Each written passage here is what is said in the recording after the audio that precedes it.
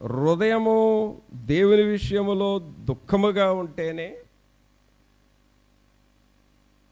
ఆ రియాక్షన్ వచ్చినప్పుడు కంటి దగ్గర కన్నీళ్ళు వస్తాయి. సో మనకు బయటకు వచ్చే కన్నీరుకి హృదయానికి కనెక్షన్ ఉంది. నీ హృదయము వేదనతో ప్రార్థన చేస్తే కంటిలో నుండి కన్నీరు వస్తుంది. హృదయములో వేదన లేకపోతే, లేక హృదయములో పశ్చాత్తాపం లేకపోతే కంటిలో నుండి కన్నీరు రానే రాదు. కావున ప్రియులారా, దేవునికి ఇష్టమైంది ఏంటి అని అంటే కన్నీళ్ళు, లేక ఆయనను ఆరాధన చేస్తున్న ప్రజలు కార్చే కన్నీరు. ఆ కన్నీరు ఎక్కడి నుంచి వస్తుందంటే హృదయంలో స్టార్ట్ అవుతుంది, కళ్ళల్లోకి వెళుతుంది, కళ్ళల్లో నుండి కన్నీరు బయటకు వస్తుంది. ఇది ఒక కనెక్షన్. అయితే యిర్మీయా అనే ప్రవక్త ఏమంటాడంటే, ఈ హృదయము కన్నీరు గార్చి ప్రార్థన చేస్తే గొప్ప ఫలితాలు వస్తాయి, కానీ కొన్ని సమయాల్లో ఈ హృదయము పాడైపోతుందంట, కఠినమైపోతుందంట. అప్పుడు కన్నీరు రాదు, దేవుని ఆశీర్వాదం రాకుండా చేస్తుంది. దేవునికి ఇష్టమైనదంటూ ఏదైనా ఉంది అని అంటే అది కన్నీరు అని విన్నాము. ఆ కన్నీరు ఎక్కడి నుంచి వస్తుందంటే హృదయము అని విన్నాము. ఇప్పుడు ఆ హృదయం ఏమైందో యిర్మీయా అనే ప్రవక్త రాస్తున్నాడు. చూడండి దేవుని వాక్యంలో, యిర్మీయా గ్రంథము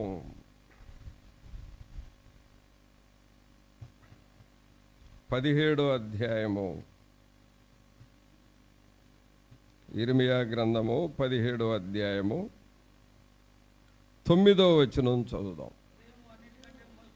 హృదయము అన్నిటికంటే మోసకరమైనది, అది ఘోరమైన వ్యాధి కలది, దాని గ్రహింపగలవాడెవడు. ఈ మాట అందరం చెబుదామా? హృదయము అన్నిటికంటే మోసకరమైనది. పిల్లరా, యిర్మీయా హృదయాన్ని గూర్చి అది అన్నిటికంటే మోసకరం, ద మోస్ట్ డేంజరస్, అన్నిటికంటే ప్రమాదమైనది అని చెప్పాడు. అయితే ఇదే మాట పౌలు గారు ఏం చెబుతున్నాడో చూద్దాం. పౌలు గారు క్రొత్త నిబంధనలోకి వెళ్ళి చూస్తే 1 కొరింథీయులకు రాసిన పత్రిక 3వ అధ్యాయము 1 కొరింథీయులకు రాసిన పత్రిక 3వ అధ్యాయము 16వ వచనం చదవండి. మీరు దేవుని ఆలయమై ఉన్నారనియు, దేవుని ఆత్మ మీలో నివసించుచున్నాడనియు మీరెరుగరా. చూడండి పిల్లరా, పౌలు గారు ఏమంటున్నాడంటే, మీరు దేవుని ఆలయమై ఉన్నారనియు, దేవుని ఆత్మ మీలో నివసించుచున్నాడని మీరెరుగరా. అంటే ఇప్పుడు మనం ఏమై ఉన్నామంట? మన హృదయాలు ఏమై ఉన్నాయి చెప్పండి? దేవుని ఆలయము. అందరూ చెప్పండి, దేవుని ఆలయం. మీ ప్రక్కన వాళ్ళతో ఒకసారి చెబుతారా? బ్రదర్, నీ హృదయం దేవుని ఆలయం అని ఒకసారి చెప్పండి. సిస్టర్, నీ హృదయం దేవుని ఆలయం అని చెప్పండి. చెప్పారా? హృదయము దేవుని ఆలయం. ఇప్పుడు యిర్మీయా గారు ఏమంటున్నాడండి? యిర్మీయా 9:17-9లో హృదయము అన్నిటికంటే మోసకరమైంది. హృదయం అన్నిటికంటే మోసకరమైంది. యిర్మీయానేమో హృదయం అన్నిటికంటే మోసకరమైంది అంటున్నాడు. పౌలు గారు ఏమంటున్నాడు? నీ హృదయము దేవుని ఆలయమైనదండి. ఈ రెండు స్టేట్మెంట్స్. ఇప్పుడు ఈ రెండిట్లో ఏది ఫాలో అవుదాం మనం? హృదయము మోసకరమైందని నమ్ముదామా? హృదయము దేవుని ఆలయం అని నమ్ముదామా? ఏది ఫాలో అవుదాం చెప్పాలి? పాత నిబంధనలోనేమో హృదయం మోసకరమైందని ఉంది, క్రొత్త నిబంధనలో పౌలు గారేమో మీరు దేవుని ఆలయమై ఉన్నారంటున్నాడు. ఏది బాగుంది? దేన్ని నమ్ముదాం అసలు మనం? అటు ఇర్మియా గారు చెప్పిన మాట నమ్ముదామా, ఇటు పౌలు గారు చెప్పిన మాట నమ్ముదామా? ఇర్మియా గారేమో ప్రవక్త, పౌలు గారు అపోస్తలుడు, ఇద్దరే. మరి ఇద్దరు చెప్పారు, ఏది నమ్మాలి మనం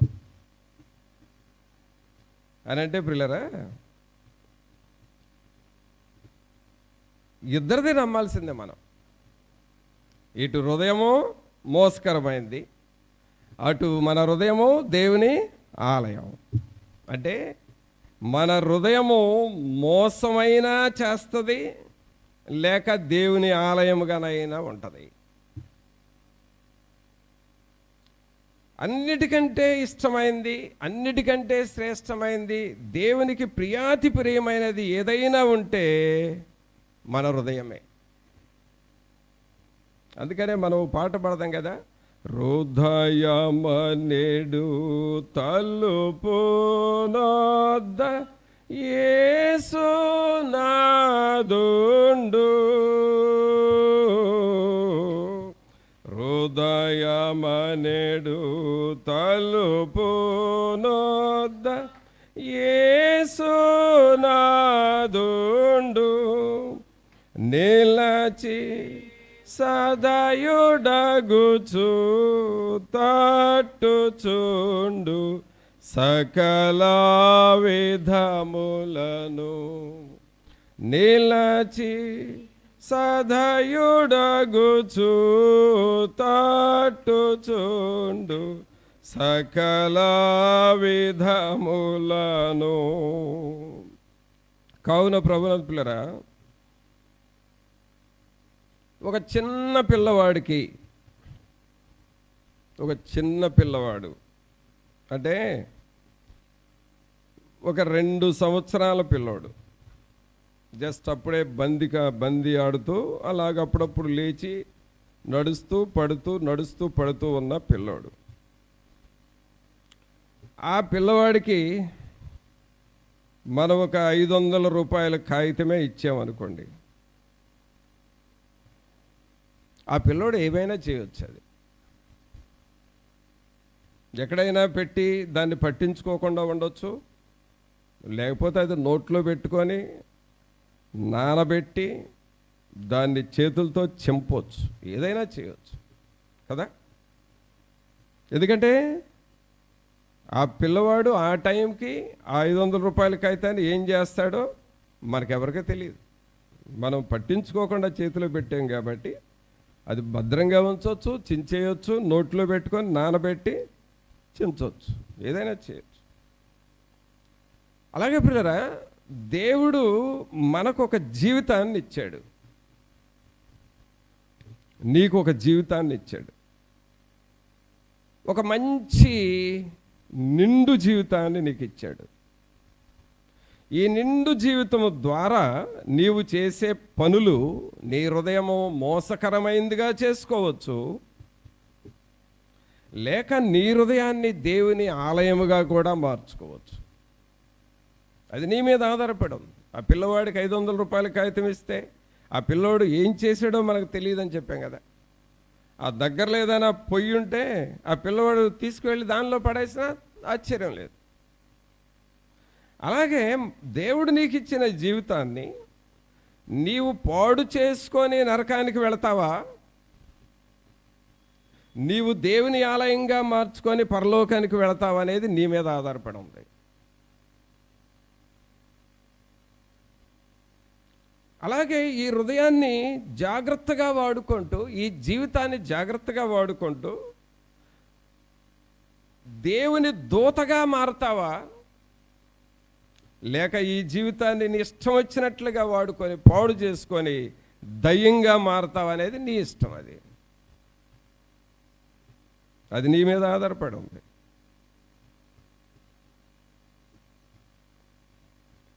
కానీ దేవుని ఉద్దేశం ఏంటంటే, ఈ జీవితాన్ని దేవుడు మనకిచ్చాడు కాబట్టి దేవునికే మన జీవితాన్ని వాడుకోవాలి, నాకే నీ జీవితాన్ని ఇవ్వాలి అనేది దేవుని ఉద్దేశం. మనకు ఒక పాట కూడా ఉంది కదా, బిడ్డ నీ హృదయము నాకేమో, బిడ్డ నీ హృదయము నాకేమో, నిత్య జీవము నిచ్చెదనని ఎరుగావ, నిత్య జీవము నిచ్చెదనని ఎరుగావా. అది దేవుడు అడుగుతుంది. జీవితాన్నేమో నేను నీకు ఇచ్చేసా, మరలా తిరిగి నీ హృదయాన్ని నాకివ్వు అని దేవుడు అడుగుతున్నాడు. నువ్వు ఇస్తావా ఇవ్వవా అది నీ మీద ఆధారపడి ఉంది. అందుకనే బైబిల్లో ఇర్మియా చెప్పింది, పౌలు గారు చెప్పింది రెండూ కరెక్టే. ఇర్మియా ఏమంటున్నాడు? హృదయము అన్నిటికంటే మోసకరమైంది అన్నాడు, అది ఘోరమైన వ్యాధి గలది అన్నాడు. అంటే నువ్వు దేవునికి ఇవ్వకపోతే నీ హృదయం ఇలా అయిపోతుందయ్యా అని అర్థం. పౌలు గారేమో నీ హృదయము దేవుని ఆలయం అంటున్నాడు, నువ్వు దేవునికి ఇస్తే దేవుడే నీలో నివసిస్తాడు అని అంటున్నాడు.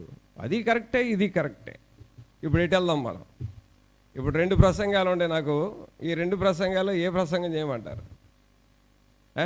ఇర్మియా ప్రసంగం చేసేదా, పౌలు గారు ప్రసంగం చేసేదా? పౌలు గారిదే కావాలా? మరి ఇర్మియా దాని సంగతి ఏంది? చాలామంది ఇర్మియా పార్టీయే, చాలామంది ఇర్మియా పార్టీయే. మరి వాళ్ళ సంగతి ఏంటి? అందుకని ఇద్దరికి న్యాయం చేస్తా, ఓకేనా? చూడండి దేవుని వాక్యంలో హృదయం ఎలా పాడవుతుంది, నీ హృదయాన్ని నువ్వు ఎలా పాడు చేసుకుంటావంటే దేవుని వాక్యంలో చూద్దాం. ఆదికాండము 6వ అధ్యాయము, ఆదికాండము 6వ అధ్యాయము 5వ వచనం చదవండి. నరుల చెడుతనము భూమి మీద గొప్పదనియు, వారి హృదయం యొక్క తలంపులలోని ఊహ అంతయు ఎల్లప్పుడూ కేవలము చెడ్డదనియు యెహోవా చూచి. ప్రభునందులారా, హృదయము ఎప్పుడు మోసపోతుందంటే, ఎప్పుడు నీ జీవితాన్ని నీవు చెడగొట్టుకుంటావు. చెడగొట్టుకోవడం అంటే ఇక్కడ అర్థం ఏంటంటే పరలోకానికి అర్హత లేకుండా చేసుకోవటం, అది చెడగొట్టుకోవటం అంటే. నీ జీవితాన్ని పరలోకానికి వెళ్లకుండా నరకంలోనికి వెళ్ళేటట్లుగా చేసుకోవటమే చెడగొట్టుకోవటం. అది ఎప్పుడు చెడిపోతుంది? అలాగూ హృదయం ఎప్పుడు చెడిపోతుంది అని అంటే ఏమంటున్నాడు ఇక్కడ 5వ వచనంలో, నరుల చెడుతనము భూమి మీద గొప్పదనియు, వారి హృదయం యొక్క తలంపులలోని ఊహ అంతయు ఎల్లప్పుడూ కేవలము చెడ్డదనియు యెహోవా చూచి.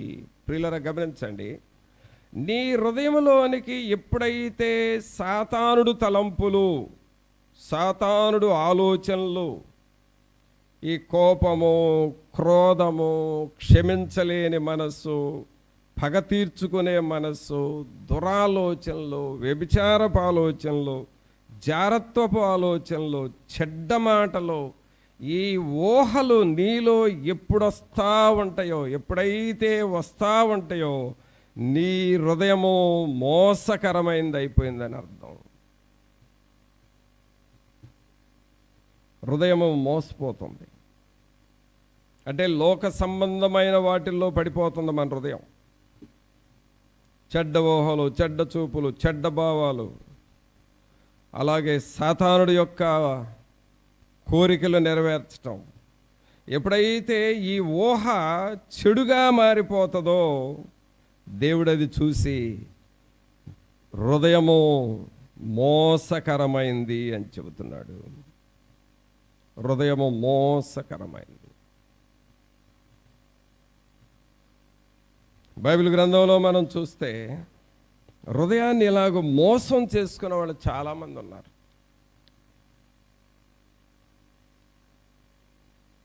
ఆ లోక సంబంధమైన వాటి మీద దృష్టి పెట్టి ఆ లోక ఆకర్షణల వైపు చూసి పాడైపోయిన వాళ్ళు చాలామంది ఉన్నారు. యెహోవా తన సైనికులకి ఏం చెప్పాడంటే, యెరికో పట్టణంలో ఆ శాపకరమైన దాన్ని మీరు ముట్టుకోవద్దు అని చెప్పాడు. కానీ ఆకాను వెళ్ళి ఆ శాపకరమైన వెండిని వస్త్రాలని పట్టుకున్నాడు, తీసుకున్నాడు, అంతే మోసపోయాడు. కావున ప్రియులారా, మన హృదయం ఎప్పుడు చెడిపోతుందంటే, ఎప్పుడైతే దేవుడు చెయ్యొద్దు అన్న పనిని చేస్తామో, దేవుని వాక్యము ఏదైతే నిన్ను చెయ్యొద్దు అని చెప్తూ ఉన్నదో ఆ వాక్యానికి వ్యతిరేకంగా ఎప్పుడైతే నువ్వు చేస్తావో అప్పుడు నీ హృదయం మోసం చేస్తుంది. నిన్ను నిదానంగా సాతానుడి చేత మోసగించబడి నీవు లోకంలోకి వెళ్ళిపోతావు. లోకంలోకి వెళ్ళిపోతే సాతానుడికి దొరుకుతావు. సాతానుడికి దొరికితే నరకంలోకి తీసుకువెళ్తుంది. ఆ రూట్ మారిపోద్ది. ఇక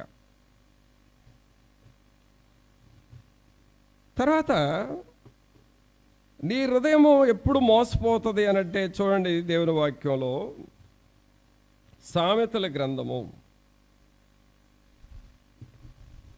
14వ అధ్యాయము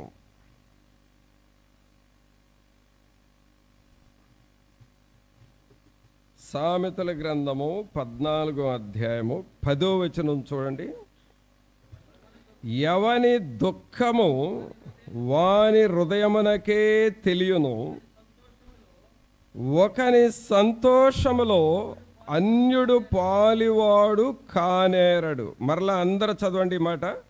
ఎవని దుఃఖము వాని హృదయమునకే తెలియను, ఒకని సంతోషములో అన్యుడు పాలివాడు కానేరడు. ఇక్కడ హృదయములో ఏముంది అనంటే దుఃఖము ఉంటా ఉన్నది. హృదయములో దుఃఖం ఉన్నది. ఆ దుఃఖముతో మనుషులు బ్రతుకుతూ ఉన్నారు. ఏంటి దేని గురించిన దుఃఖం అనంటే లోకాన్ని గురించిన దుఃఖం. లోక ఆశలు ఇంకా తీరలేదు అన్న దుఃఖం. లోకంలో ఏదో అనుభవించాలనుకున్నాను, నా కోరికలు తీరలేదు అనే దుఃఖం. ఈ లోక సంబంధమైన వాటి మీద మనసు పెట్టడం. తర్వాత రెండో లైన్లో ఏమంటాడంటే, ఒకని సంతోషములో అన్యుడు పాలివాడు కానేరడు. అంటే అన్య సంబంధమైనవి మనం ఎంటర్ చేయటం.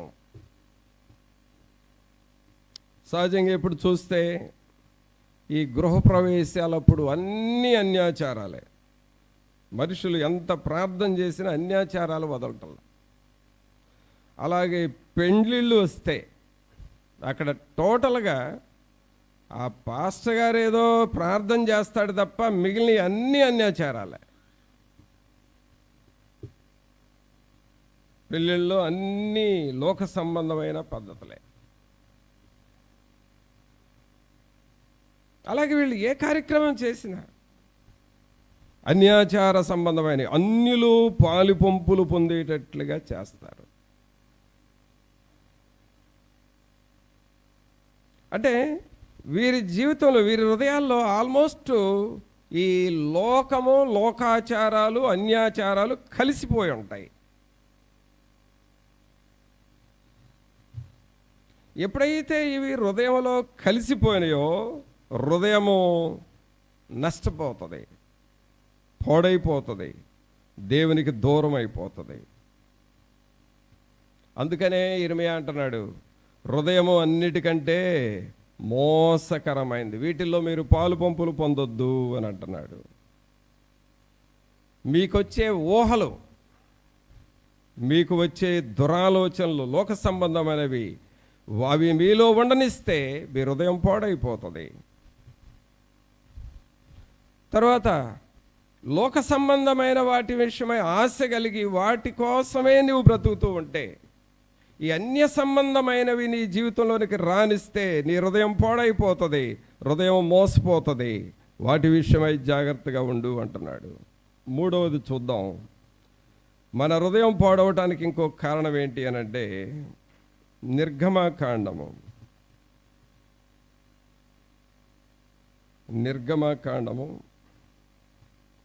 14వ అధ్యాయము. నిర్గమకాండము 14వ అధ్యాయము 5వ వచనం చూడండి.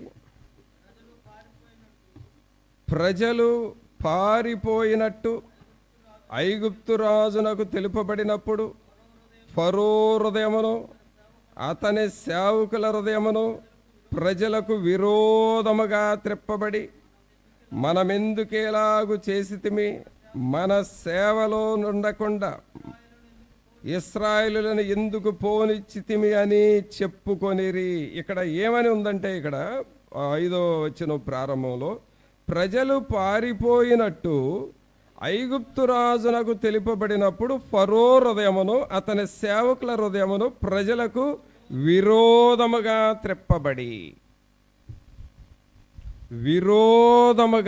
త్రిప్పబడి, అందరూ చెప్పండి ఈ మాట, విరోధముగా త్రిప్పబడి. ఇలా చూడండి, ఈ బుక్కు ఒక సైడు మీకు చూపిస్తున్నాను కదా, ఒక సైడ్ చూపిస్తున్నాను అంటే ఈ బుక్కి ఈ సైడ్ మీరు చూస్తున్నారు. త్రిప్పబడి అని అంటే అర్థం ఏంటంటే పూర్తిగా ఆపోజిట్గా మారటం. ఇప్పుడు ఎటు చూస్తున్నారు, ఇంకొక సైడ్ చూస్తున్నారు కదా. ఇందాక ఇటు చూశారు, ఇప్పుడు ఇటు చూస్తున్నారు. త్రిప్పబడింది. అలాగే సాతానుడంట మన హృదయాల్ని త్రిప్పేస్తూ ఉంటాడంట, మన హృదయాల్ని త్రిప్పుతాడు. ఇప్పుడు ఒక సైడు నుండి సడన్గా ఇంకొక సైడ్కి ఎలాగ త్రిప్పామో అలాగే సాతానుడు మన హృదయాల్ని దేవుని వైపు చూడకుండా లోకం వైపు త్రిప్పేస్తాడంట. అదే విరోధముగా త్రిప్పబడి.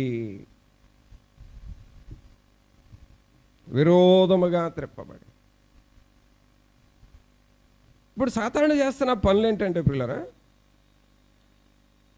కుటుంబాలలో కానివ్వండి, ఆఫీసుల్లో కానివ్వండి, సంఘాలలో కానివ్వండి, ఎక్కడైనా సరే మనుషుల్ని విరోధముగా త్రిప్పుతూ ఉన్నాడు. ఒకరికి పొసగకుండా, ఒకరి భావాలతో మరొకరి భావాలు కలవకుండా ఒకరికి ఒకరు విరోధమైపోతారు. అంటే ఇద్దరు సిస్టర్స్ ఉన్నారంటే అక్కకు చెల్లెకు పడకుండా చేస్తుంది సైతాను.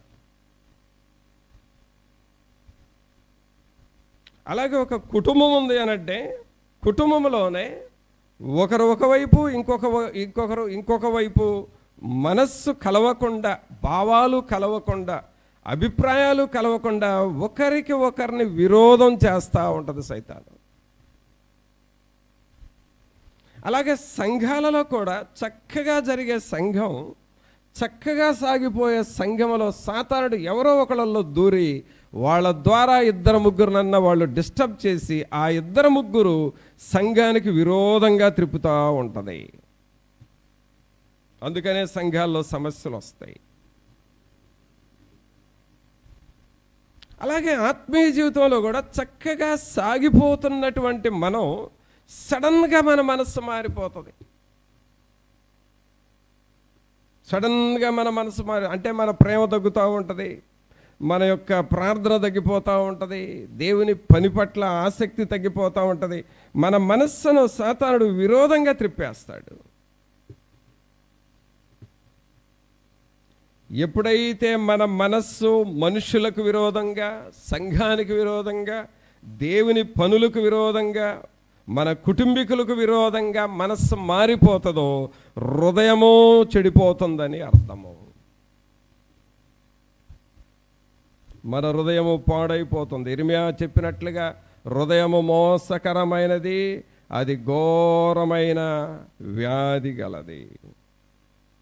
ఈ ఫరో హృదయము ఇశ్రాయేలులకు విరోధంగా మారిపోయింది. ఫరో హృదయము దేవుని బిడ్డలకు విరోధంగా మారిపోయింది, విరోధముగా త్రిప్పబడి. కావున పిల్లరా, ఇలాగూ మనం సాగుతూ ఉంటే ఇర్మియా చెప్పినట్లుగా హృదయము అన్నిటికంటే మోసకరమైనది, అది ఘోరమైన వ్యాధి గలది. ఎప్పుడు మోసం అవుతుందంటండి? ఆది కాండంలో మనం చూసాం, మన చెడుతనం, మన ఊహ, మన తలంపులు చెడుతనంగా మారినప్పుడు మన హృదయం పాడైపోతుంది. అలాగే సామెతల గ్రంథం 14వ అధ్యాయం 10వ వచనంలో చూసాము, మన హృదయంలో దుఃఖం ఉన్నప్పుడు, లోక సంబంధమైన ఆశలతో కూడిన దుఃఖం ఉన్నప్పుడు, అన్యులు పాలిభాగస్తులుగా పాలివారుగా మన జీవితంలో మారినప్పుడు మన హృదయము పాడైపోతుంది.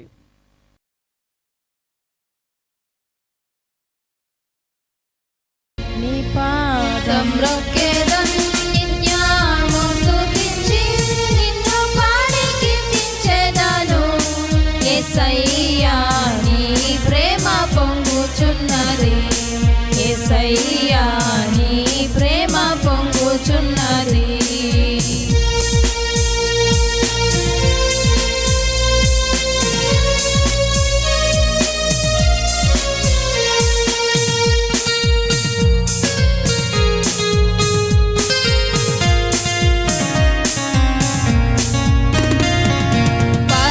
పరిశుద్ధమైన పరవశమే పరమా యేసుని కృపవరమే. పరిశుద్ధమైన పరవశమే పరమా యేసుని కృపవరమే. వెదకి నన్ను కనుగొంటివి, పాడుటకు పటనిచ్చితివి. నన్ను కనుగొంటివి, పాడుటకు పటనిచ్చితివి. నీ పాదం రొక్కెదన్ నిత్యము స్తుతించి నిన్ను పాడి కీర్తించెదను.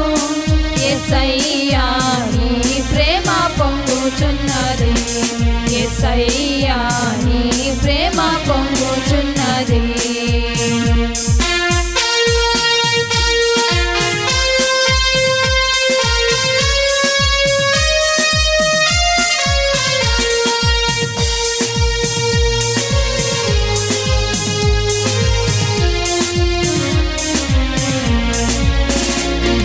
మా